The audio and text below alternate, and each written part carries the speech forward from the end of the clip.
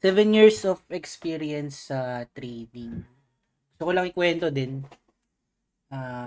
kung ano yung mga bagay na na-experience ko na and kung ano yung mga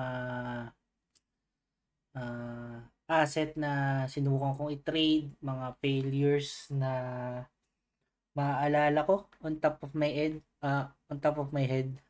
Kasi nagre-record lang ako with the mic at mga maalala ko lang din. Nung nag-start ako mag-trading. So, nag-start ako mag-trading or search about trading 2018. Actually, totoo niya, naghanap lang ako ng parang side hustle noon. Kasi bago lang ako sa work ko. And gusto ko, kahit na bago ako, parang gusto ko pa rin meron ng other source of income. So, doon napunta ako sa pag-aaral mag-trade. So, 2018, that time, ang una kong inaral or uh, yung mga nakikita ko na magandang uh, i-trade nun is mga stock. So, mainly local stocks dito sa Pilipinas, which is PSE. Mga PSE stocks. Ano naman natin, Jollibee, SM, San Miguel, yan mga yan, mga blue, mga bang tawag sa kanila, okay, blue chips companies stocks yan. So, sobrang tagal ko nang hindi nag-trade ng PSE, nakalimutan ko na yung term. So, mga blue chip stocks yan, mga yan. Tapos, meron mga penny stocks na alam naman natin, sina X, sino ba? Madami pa. That time, nag-start ako mag-aral mag-trade and inaral ko that time is ZFT. So, that time, isa sila sa mga sikat na trading community din. So, madami rin naman ako natutunan sa kanila. Yung mga learnings na as a new trader din nung panahon na nag-umpisa pa lang ako. Nag-join din ako ng mga weekend seminars nila. So, naka-join ako nung 2-day seminar nila sa may anong tawag? San Juan, sa may basta sa may San Juan Park yun dati. Tama pagkakaalala ko. So, two 2 days yun. Intensive talaga. If tama ko, trading intensive din yung name nung program nila na yun. So, yun. Kami binombard ng information about dun sa kung paano yung sistema ng ZFT then that time. So, yan. Dami ako natutunan pero hindi ko siya fully nagamit dahil nga pag sa PSE kasi medyo paano ba, seasonal yung pagiging yung cycle ng market. Tapos alam naman natin sa PSE, ano lang tayo, long market. So pwede ka lang mag-buy, hindi tayo pwede mag-shorting. So that time, sobrang konti nung experience na makukuha mo if subukan mo mag-trade. Talagang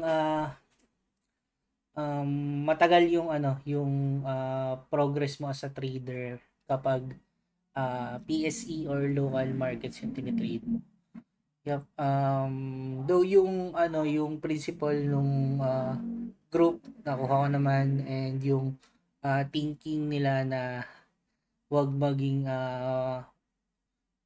wag mag-gamble sa trading para mga ganun.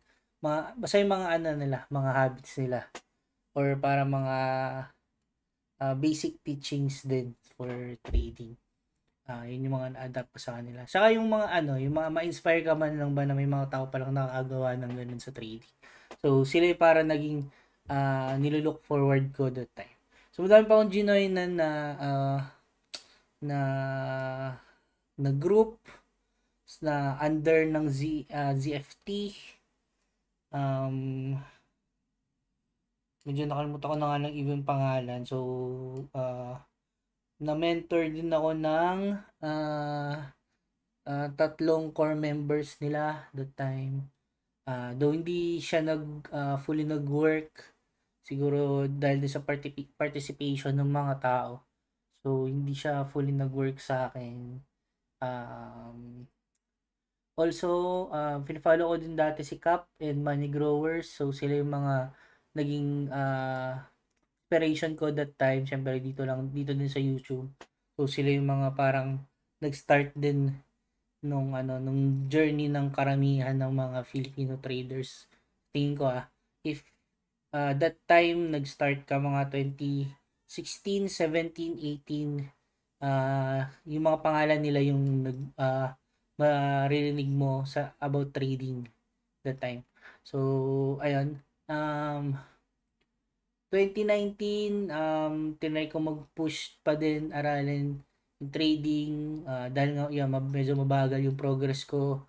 Then, 2020 came, so nagkameron ng COVID. Totally, na-stop yung pag-aaral ko ng trading. So, madami nangyari, para nag-stop lahat, and nag-focus ako sa work, and dahil work from home, focus lang sa ginagawa mo sa bahay, ganun. Entertain yung sarili mo. So, wala masyadong tingin ako na ng market. Then, after nung ma-lift yung lockdown, and nakita natin konti-konti naka-recover yung market. Kasi, alam naman natin, nag-COVID, nag-drop yung market talaga. Totally, nagkameron tayo ng decline. So, dahil din siguro doon, nawalan ako ng interest tumingin na ng market. Kasi, dahil nga PSC pa lang yung tinitingnan ko noon, long market lang siya, walang opportunity short to short. So, yun. Then, 2020 came, 2021, nag-start yung parang nagkameron naman ng, I believe, Forex na run. 'Di ba? Parang nababalitaan natin na nagkameron ng magandang bull market sa Forex the time. So, nag-start din ako mag-aral noon about Forex. Doon ako nagkakameron ng parang doon ako nagkakameron ng parang idea about sa global market. So, Forex, meron tayong mga major pairs, minor pairs, ganun. So, medyo that time talagang sobrang confusing niya kasi sobrang iba yung ibang animal or ibang market asset si Forex. Nung nag-start ako mag-aral sa kanya, sa Forex is, ang fina-follow ko noon that time is si No Nonsense Forex. So, ang approach niya sa Forex is more on indicator base. So, meron ka ng parang confirmation indicator, dalawa confirmation indicators, oscillator ka pa din, may volume. Basta medyo yun yung niya, yun yung approach niya. Then medyo din ako doon, rabbit hole din ako that time. Pero nagtry ako pero hindi ako naging successful doon kasi low yung yung capital ko to start or to open significant capital na na trading account or forex account that time. So, yon next naman nun, meron ng bull run din sa crypto, dun sa Bitcoin. So, doon natin nalaman na, okay, Bitcoin pala is or parang crypto pala is tradable din, and dun na nag-start yung um, madaming mga technologies about crypto. Let's say si NFT, nagkameron ng mga games, si Axie, yan. So ang daming naglabasan na bago. I believe that's around 2022, 2023. Mga ganun yun, yung boom talaga ng crypto, or sabihin natin papunta ng peak niya. Kasi ang dami nang na-wipe out na mga altcoins or mga meme coins na naglabasan, di ba? So, tinry ko rin siyang aralin for trading. Kasi, ano ba? Doable, kumbaga parang isa rin siya sa mga parang tinitrade na ng mga tao that time. Nag-umpisa ng ma-recognize yung trading, madami ng mga taong nag-trade gamit yung Binance, ganyan. Um, Kasi ramdam ng karamihan na yung pera is nasa crypto that time. So, then, believe 20, di meron tayo ng drop or parang another uh, another drop ng market, and parang na sobrang bumagal yung overall market nung pagkatapos nung drop nung around mga 2022. Yep. And doon nag-umpisa yung mga parang madami na rug pull. So though ako nagte-trade lang ako ng normally mga si Bitcoin lang, tapos yung mga ilang altcoins na kilala. Pero hindi rin ako nagkameron ng significant profit, unlike dun sa mga ibang taong na kikita nyo na nagsasalita na ang dami nilang kinita sa crypto. Ako, aminin ko, gumastos lang din talaga ako sa kanya. So madami akong tinry, mga liquidity pools, ganyan, mga pero uh, as the time goes by na tumagal, hindi ko na siya nakikitaan na gusto ko siyang gawin, or gusto ko mag-invest ng pera ko doon. So ni-stop ko din siya, lahat ng mga accounts ko close ko na. So hindi ko nakita yung sarili ko na gagawin ko yung pag-trade or pag-invest sa crypto, kasi hindi ako sigurado dun sa asset, or para ba hindi pa siya stable para sa akin. Yan. So opinion ko lang naman 'yon. So for crypto traders na kumita ng pera, super good sa inyo, galing nyo. Yep. Then sa crypto, yung approach na ginamit ko nun is bumalik ako sa CFT kasi somehow um, uh, pwede naman gamitin yung approach nila sa sa global market. So sinubukan ko rin siya gawin. Yun nga, hindi pa rin ako nag-succeed, nag-fail ako doon. And then napunta rin ako sa pag-aaral naman ng crypto pa rin to. Napunta ako sa pag-aaral ng Wyckoff. So ano yan? Wyckoff, supply and demand. And then napunta sa most smart money, ganyan.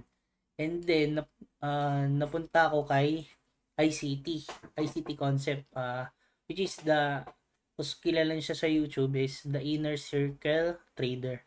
So punta ako sa kanya, crypto pa ako noon So tinatry kong gamitin yung concept niya sa crypto, ganyan. Tapos pero mainly yung tinuturo niya is sa forex, yun sa mga una niyang mga teachings, yung about sa fair value gaps and liquidity. More on forex yon, which is doon din pumasok yung Asian session, London session, New York session.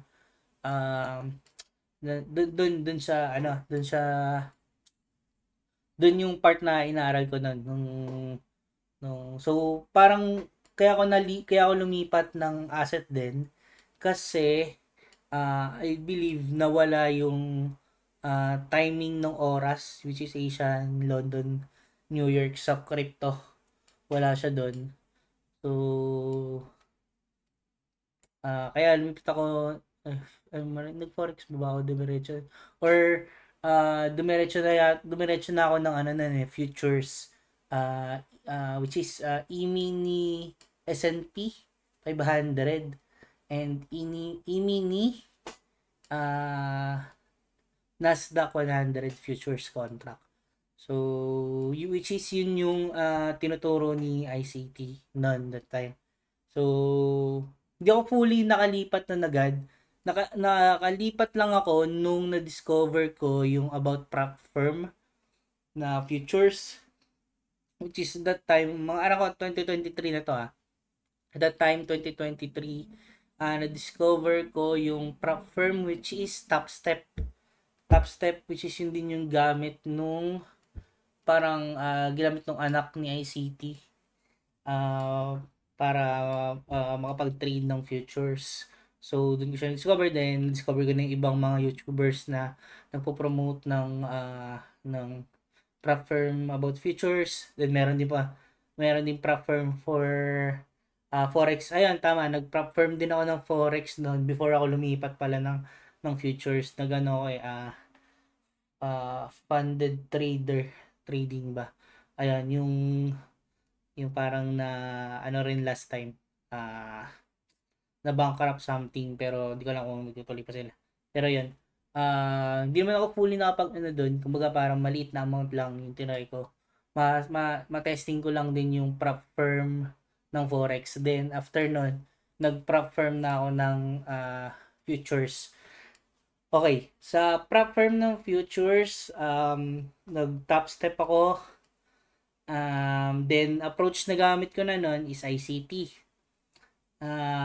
Sa top step, kasi if maalala ko pa, meron akong napasang isang account. May napasa akong isa. Then, dalawang fail. Tama ko. So, may napasa akong isa, dalawang fail. Tapos, yung napasa ko na isa, hindi ako nagkameron ng payout. So, may napasa akong isa, dalawang fail. Tapos, nag-stop ako sa top step. Lumipat ako ng Apex. Kasi mas mura dun. So, mas mura yung monthly sa Apex. Kaya ako lumipat doon. So, then sa Apex, let's say, if maalala ko din, kailan ba? Medyo madami-daming Apex. Madami ako sa Apex kasi may mga nagkamali ako ng bili. And then, meron akong mga napagsabay. Kasi meron akong 250 na tinry. Meron akong 10K, may 50K ako na tinry. Ganun. So, sabihin na natin, may napasa ako na, if tama ako, dalawa lang yata yung napasa ko. Isang 50 at isang 250. Tapos, medyo, sabihin na natin, overall, mga 6 or 5 account yung na-open ko sa Apex. And, yun, yung mga napasa ko na evaluation is close din eventually. After nun, totally nag-stop muna ako bumili or mag-open ng mga trading prop firm kasi napapansin ko na hindi stable si Apex or parang ang dami niya issue. So parang nawalan ako ng gana na gamitin siya as trading gamitin as for trading ng futures. And kasi isa pa big deal din sa akin kasi yung parang yung drawdown yung drawdown ano ba yun? Ano bang tamang term? Kung paano nag-work yung drawdown nila. Kasi yung drawdown ni Apex is um, moving siya. Hindi siya end of day. Hindi end of day yung ano, yung yung trailing drawdown ni Apex. Kaya nahirapan akong gamitin siya. Kung may mga trade kasi ako na tinitake na um, panalo na natatalo pa, may ganun. Or panalo na tapos magte-take ako ng mas mura, mas mababang ano, mas mababang profit. Ganun ako, ganun yung trade, ganun kasi ako, ganun yung way ko mag-trade. Hindi ako nung that time hindi ako kumbaga parang hinayaan kong ma-invalidate yung trade ko. Parang ganun. Which is, nagiging ano siya, nagiging uh, napapasama yung account ko dahil hindi yung trailing niya is kung ano yung pinakamataas. Parang ganun. Na inabot nung trade mo. Tapos, pag mas mababa mo siya binenta, hindi bababa yung parang trailing drawdown mo. So, technically, hindi siya end of day.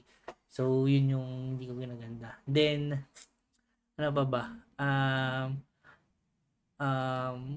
gusto ko sana bumalik nun sa, sa top step kasi si top step is end of day yung trailing drawdown niya. So, yun maganda yun eh. So, or mas pabor siya sa akin yung ganun. Kaso, si Apex, ay si Top Step, yung Philippines is nasama na sa sa mga hindi na pwedeng mag-trade sa kanila. So, yun yung struggle ng nasa Pilipinas ka kasi yung mga trading prop firm for futures is hindi included si Philippines para magamit yung service nila. For example, tinry ko si My Funded Futures. Wala din sa kanila. Sayang yun.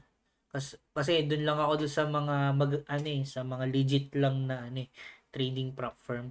So, Apex lang yung meron talaga. So, no choice. Kaso, daming issue ni Apex. Kaya parang parang tinatamad ako gamitin siya. So, yan. Yun, sundo yung 2023 to 2024. 2024, medyo lay low. Um, relax lang. Still looking, chinecheck pa rin yung market. Nag-trade ako ng mga paper trades, demo, ganyan.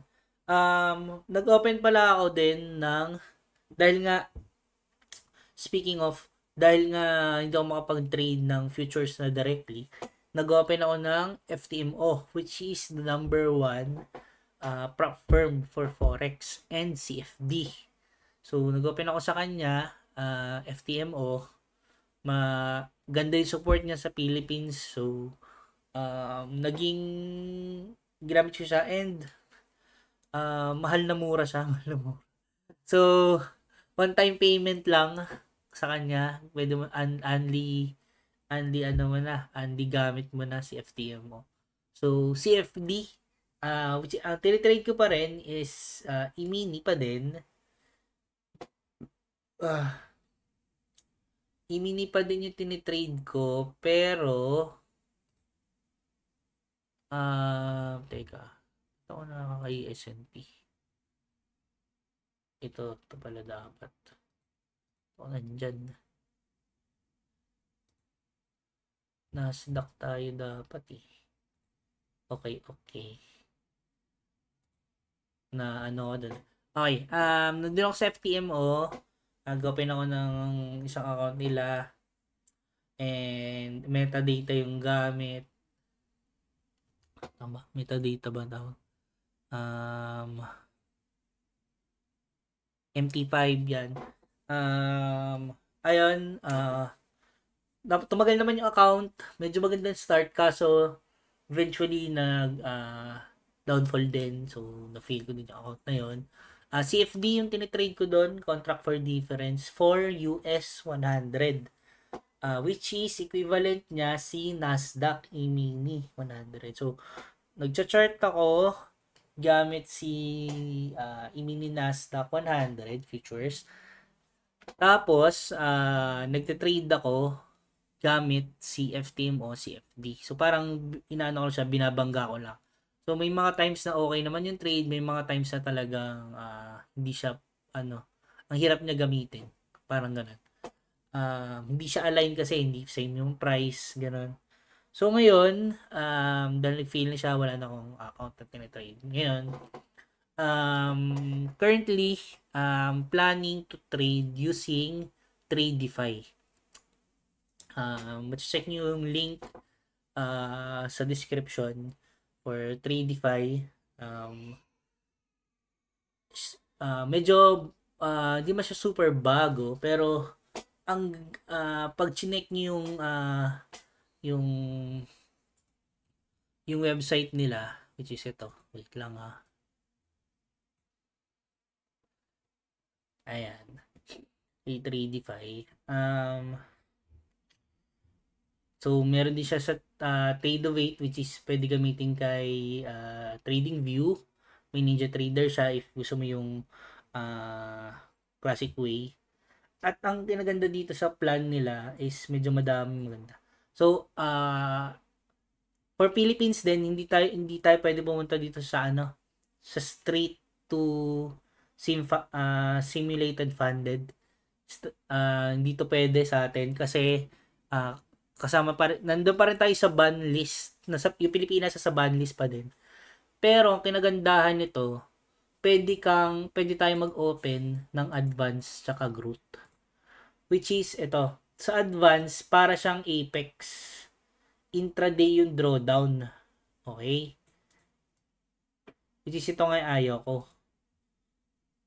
Ito mas mura siya. Ang kinaganda yung growth na 50k account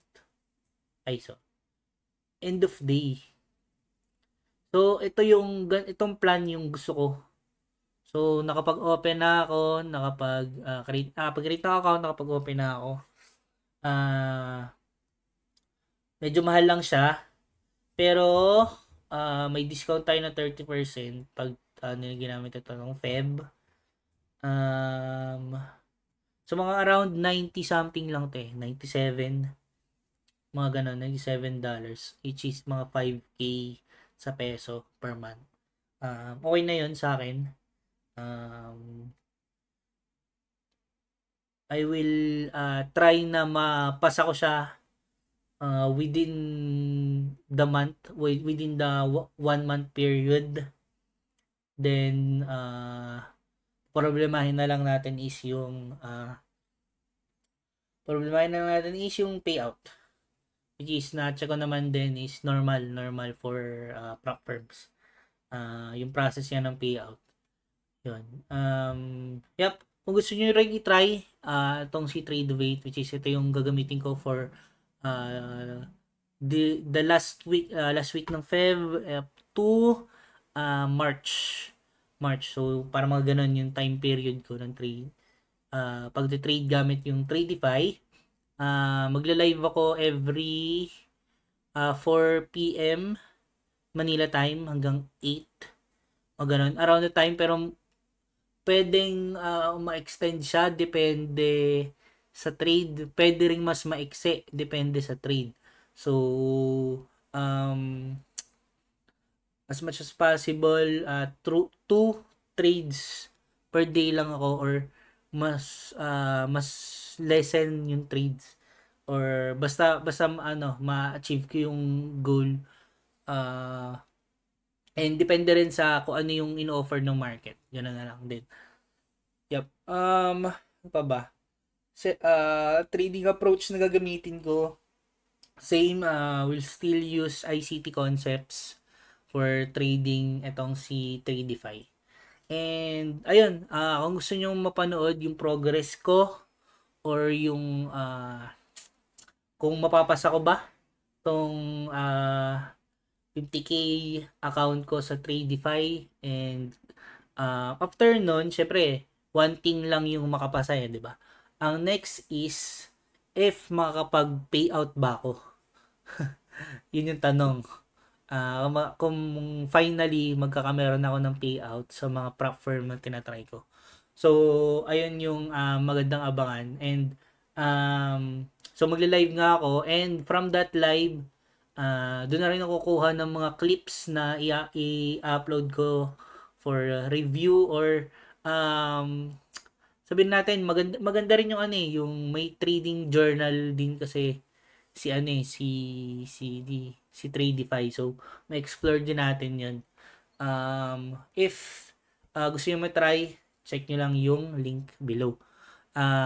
So ayan. So far, ito muna yung video na to. Introduction lang din to sa video ng introduction lang din to sa YouTube channel ko.